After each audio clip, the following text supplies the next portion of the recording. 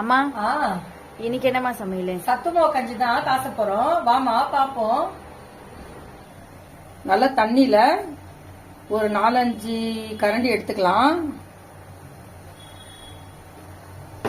இத நல்லா கரைச்சிக்கலாம்.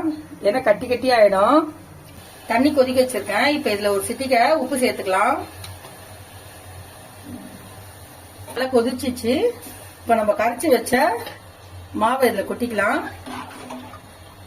இப்ப இத நல்லா கை விடாம நல்லா கொதி வர வரைக்கும் கலக்கிட்டே இருக்கணும். இது ரெடி ஆயிடுச்சு. நம்ம ஆஃப் பண்ணி எடுத்துக்கலாம். இப்போ நம்ம இதுல பால் சேர்த்துக்கலாம். இல்லைனாலும் உப்பும் பால் சேர்க்காம குடிக்கலாம். இதுல நாட்டு சக்கரை, தேவைப்பட்ட வெல்லம், இது ரெண்டுத்தையும் சேர்த்து நம்ம இப்ப குடிக்கலாம்.